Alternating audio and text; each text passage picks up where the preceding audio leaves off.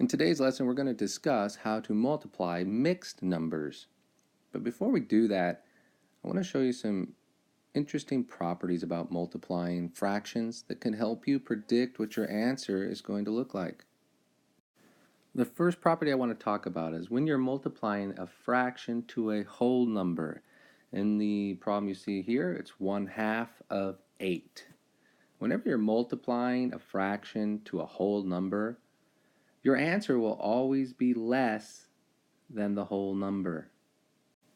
And also remember that multiplication is commutative, meaning that we can reverse this, and still we know that because we have a fraction times a whole number, our answer will be less than our whole number. This is probably strange to think about because we're used to multiplying two numbers together and getting a product that is greater than our two factors. But when we have a factor such as 1/2 and we're multiplying it to a whole number, we're going to get a product that is less than our second factor here, or our whole number. In this case, it's going to be less than our first factor. You can remember this property by simply creating a real-life word problem out of it. If you were to have 8 bananas in front of you and you took half of them, how many bananas would you be taking? You would take half of the 8, which is 4. So you can see that our product here, 4, is less than the whole number that we started with. And it does make sense because you're only taking a half of the amount you started with. And even looking at that in the reverse problem below, here you're multiplying 8 times a half. So you're taking 1/2 8 times, or 8 halves. So you can simply use repeated addition and write 1/2 plus 1/2 8 times. Add them up. 1, 2, 3, 4, 5, 6, 7, 8. You would end up with 8 over 2, which is improper and equals 4. So whether you do it this direction or this direction, you can see the answer is going to be 4, and the answer is going to be less than the whole number you started with. And that is the case no matter what fraction it is. Any fraction times a whole number will get you an answer that's less than the whole number. Well, another property that kind of goes with this one is when we compare the product to the fraction. Anytime we multiply this same fraction 1/2 times 8, our product is going to be less than the 8 because we're only taking a half of that, but it'll also be greater than a half. So you can use this property to help you estimate your answers, or to at least check your answers for reasonableness, and you should be using this trick to check all of your answers for reasonableness. Even when multiplying a fraction, one of your factors is a fraction, with a mixed number, that is a number that has a whole number and a fraction, even when you're doing that, you still know, before you even solve the problem, that because you have a fraction times a whole number, your answer will end up being less than the whole number, but greater than this fraction. So without ever solving the problem, you should be able to tell me that x, which would be the answer to this problem, x will end up being greater than 2/3, but less than 4 1/3. Now I'd like you to reread the property above, and then pause the video, reread the property above, and then fill in the blanks here, here, here, and here on a piece of scratch paper or your composition book, and tell me that if you multiply these two numbers, this fraction and this mixed number, x would be less than which one of those factors, and x would be greater than which one of those factors. And do the same for the bottom. X would be less than which of these two factors, and x would be greater than which of these two factors after you're done multiplying them. The property above will help you do that, so please reread that. Pause the video now. Okay, so our first problem here, we're only taking 5/6 of 1 1/3. So if we were to multiply these together, because it's a fraction times a whole number, I know that my answer, or my product, will end up being less than 1 1/3. And I also know that my product will be greater than 5/6. It's going to be somewhere in between. And on the one below, I'm taking 3 and 2/7 and timesing it by 4/5, but in my mind I can reverse that because of the commutative property of multiplication. That means that I can turn things around and get the same answer. So I could also read that as I'm taking 4/5 of 3 and 2/7. And if I did that, then my answer would be less than the 3 and 2/7 because I'm multiplying it by a fraction, and it would be greater than 4/5. So my answer would be somewhere in between. As we progress through this lesson and I start to show you how to multiply mixed numbers, I want you to use this strategy within your mind to be thinking about what a reasonable answer would look like and to predict before you actually solve the problem what the answer will be less than and what it will be greater than. In sticking with the theme of making predictions for just a minute, sometimes you're going to be multiplying mixed numbers times mixed numbers, like 2 1/3 times 4 1/4. You could still make predictions on these products as well. It will be very consistent with what you already know. You're multiplying two whole numbers together. You would expect that your answer would be larger than both of these factors, and it would be. So if we were to write that out, we would know that x would be greater than 2 1/3, and x would also be greater than 4 1/4. You might even just round these off to the whole numbers to make a prediction of what your product should be around. In this case, the product should be somewhere around 8. So now that you have some ways of predicting what your product will be, let's find out how to multiply mixed numbers. So we're going to start off with the first problem in your workbook on page 82, which is 5/6 of 1 1/3. And the first thing you need to know when multiplying mixed numbers is that we don't multiply mixed numbers. That's right, this is a mixed number because it has a whole number and a fraction, and we cannot multiply with a mixed number. So what we need to do is use a skill we've learned in the past, take this mixed number and turn it into an improper fraction.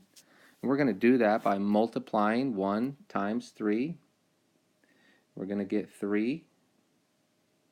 Then we're going to add our numerator to that and get 4. And our denominators we know we can't change. That will stay the same. So our new mixed number is going to be 4/3. Now before we start this, I asked you to make predictions on what the product would look like in your mind. To do that, I'm going to write that down here, what my predictions are. I know that x, which is going to be my answer, it should be less than 1 1/3 because I'm multiplying it by a fraction. But x should be greater than 5/6, and 5/6 is almost 1. So I'm expecting my answer to be probably bigger than 1, but less than 1 1/3. So it's going to be a very tight fit in between those two numbers. So now I have changed my factor, my mixed number, into an improper fraction, and I can rewrite my problem now. 5/6 times 4/3. I've made my prediction. I know what my answer should look like. I can use my cross-canceling skills here, and I should use them. And I can cross-cancel 4 and 6 by dividing 4 by 2 and getting 2, and dividing 6 by the same, 2, and getting 3. I can check all ways that I could simplify this before I multiply. 5/3 cannot be simplified. It's improper, but that's not necessary to fix now. 2/3 cannot be simplified. 3 and 5 cannot be simplified. And 3 and 2 cannot be simplified. So I've done all I could do here. Now I'm going to multiply straight across. 5 times 2, which is 10. 3 times 3, which is 9. I see I have an improper fraction, which fits with my prediction. And I'm going to change my improper fraction to proper. 9 goes into 10 one time with 1 left over out of 9. There's my final answer. It's already simplified. It fits my prediction. It's less than 1 1/3. 1/9 is a much smaller piece than 1/3. And it's greater than 5/6. 5/6 isn't 1, but my answer is 1 1/9, so it is greater than that. So it fits the prediction, it's simplified, and it's proper. So we're going to put our 1 and our 1/9 here. And I'm going to model number 7 for you on our worksheet here on page 82. I see the problem is two mixed numbers, 1 and 3/4 times 2 and 1/4. I'm going to use my prediction skills right off the bat, and I see two whole numbers, so I know that my product or my answer should be larger than 1 and larger than 2. I can further make my prediction even stronger by rounding my whole numbers up or down, and I can do that by looking at my fractions. My first fraction is 3/4, which is very close to a whole. It's more than a half, so I could round this up to 2. And 1/4 is less than a half, so I could keep this at 2, round it down, or keep it the same at 2. And 2 times 2 is 4, so I'm looking for an answer in the neighborhood of 4. The first thing I need to do before I multiply these is realize I have two mixed numbers, and I'm not allowed to multiply with mixed numbers, so I need to change them to improper fractions. So we're going to do that by using our technique, multiplying our whole number times our denominator, 1 times 4, which gets us 4, and then adding our numerator, 4 plus 3 is 7, and keeping the denominator the same, 7/4. Do the same to the next number, 2 times 4. 2 times 4 is 8. Then we're going to add our numerator, which is 1, to get 9. And our denominator stays the same at 9/4. So it's really 7/4 times 9/4. Now we can look for all the ways that we can cross cancel and simplify these fractions before we actually multiply them to save us some time at the end. And I'm looking at 7/4, which is improper, but that's okay. We want them improper. We did that on purpose. But I'm also looking to see if I can simplify this. There's nothing I can divide into 7 and 4. 7 is prime, and 7 doesn't go into 4. I'm looking at 9 and 4, and there's nothing I can do there either. I know it's improper, but that was done on purpose as well. I'm going to look at cross-canceling here, 4 and 9. There's nothing there I can do.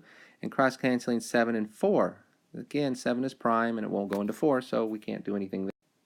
So there's really nothing I can do to simplify this problem. I'm just now going to multiply straight across, and I will get 63 over 16, which is improper. Now I have to figure out how many times 16 goes into 63. Remember that this is a division problem. It's 63 divided by 16.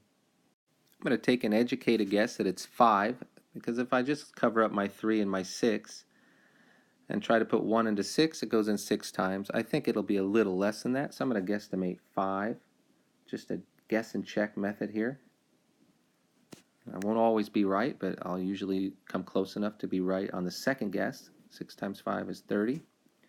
5 times 1 is 5, plus 3 is 8. That's going to be way too high, so we're going to bring that down to 4. Get 24, 64.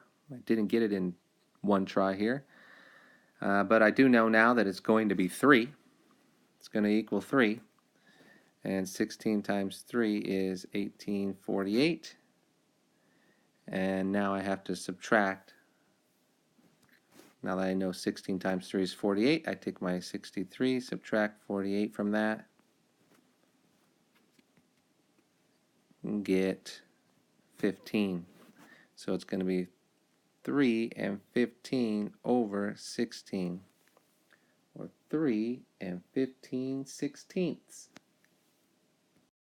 Now think back at our prediction. We predicted it would be somewhere around between 2 and 4. 1 times 2 is 2.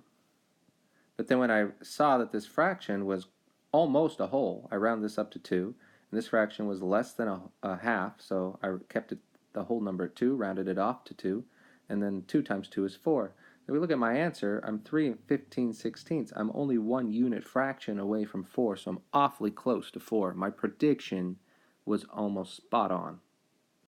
Now I would like you to pause the video and complete the rest of the problems, 5 through 12, that we haven't completed. Then come back and take a look at how to do the word problems. Welcome back. Number 13. I built a pen for my pet rabbits. The pen measured 2 5/6 yards by 1 1/2 yards. What's the area of the pen? First thing I would probably do is draw a picture of my pen for my rabbits.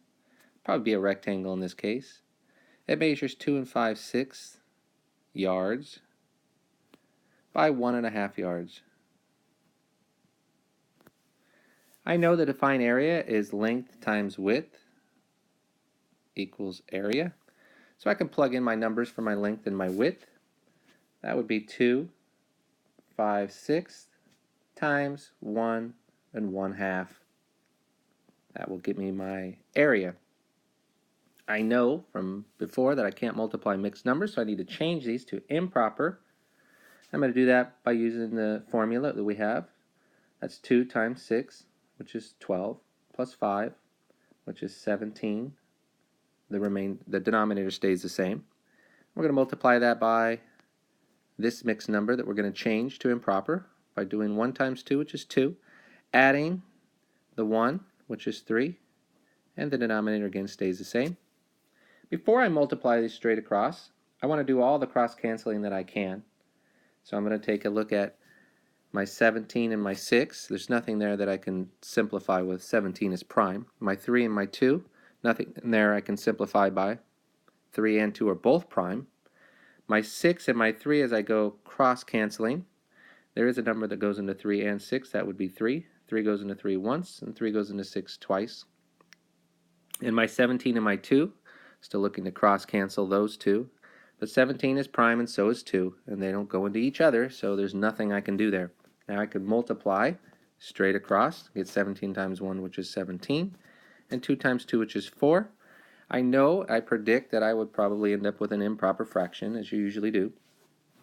So we need to fix that. 4 goes into 17 4 times. 4 times 4 is 16. And 17 minus 16 is 1, so there's 1 left over out of 4. My 1/4 is simplified because I did all the work I could do here. And my final answer is 4 1/4 yards. Always label those word problems. I can go back now and look at my original problem and see if my answer is reasonable. I was multiplying 2 5/6 times 1 1/2, or I could have just rounded these down to 2 and 1. 2 times 1 is 2. So my answer should probably be larger than 2 because I'm actually multiplying more than 2 times more than 1. If I were to round these up to 3 and 2, which I could do because this fraction is greater than a half and this one is a half, 3 times 2 is 6, so I could tell that my answer is reasonable because it should be somewhere between 2 and 6. And it's actually right in between 2 and 6. So another good prediction. Please pause the video now and complete numbers 14 through 16 on your own.